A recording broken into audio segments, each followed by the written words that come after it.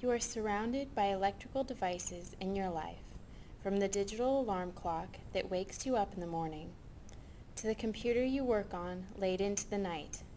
In lecture, you have begun to learn about Kirchhoff's laws and how to calculate certain values associated with an electrical circuit.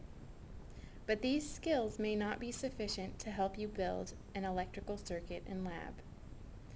For many of these labs, you need to know how to start with a circuit diagram and build the corresponding electrical circuit from the materials provided.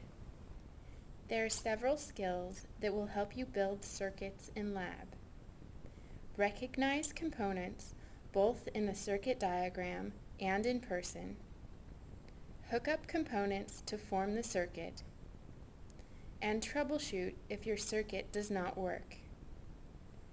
There are a handful of components you need to be familiar with, namely a battery, a resistor, a capacitor, an inductor, a diode, a switch, a digital multimeter that can act as either a voltmeter or an ammeter.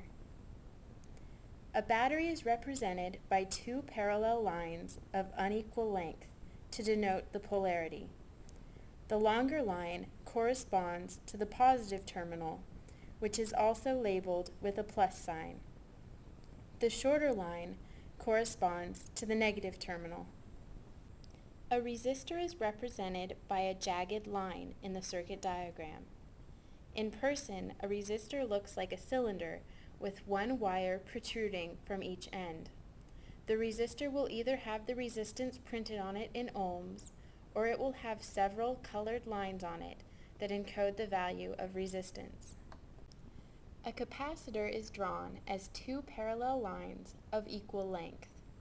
In person, a capacitor looks like a flat disc with two wires sticking out like legs. An inductor is represented by a curly line. In person, an inductor looks like a rectangular spool of copper wire. The symbol for a diode looks like a triangle with a line at the tip. In a diode, the current flows only in the direction of the arrow. The actual device looks like a cylinder and has a line towards the front that corresponds to the tip of the triangle in the circuit diagram. A digital multimeter can act either as a voltmeter, which is drawn as a V inside a circle, or an ammeter, which is drawn as an A inside a circle. To simplify the labs, the only resistors, capacitors, and diodes you will use are conveniently incorporated into the Resistor-Diode circuit board. This way, you can easily connect the components of your circuit using banana plugs. The Resistor-Diode circuit board also has a switch incorporated into it. This switch enables you to make and break connections faster than if you tried to by hand.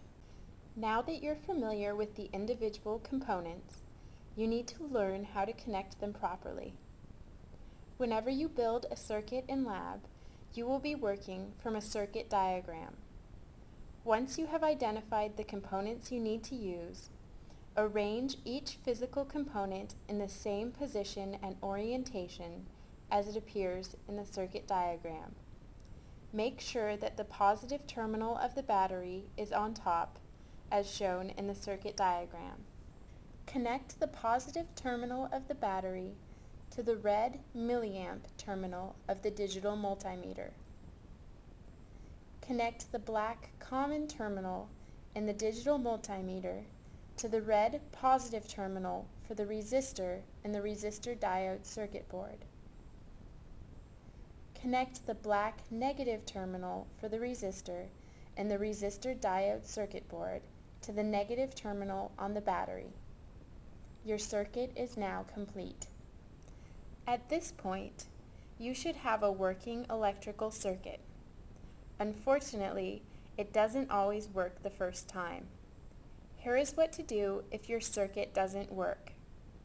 Review the lab manual and look closely at the circuit diagram. Check your circuit.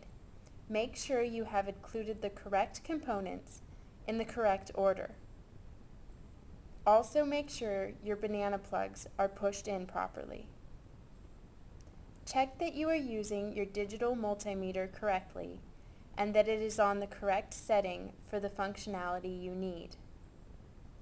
If your circuit still does not work, ask your TA for help.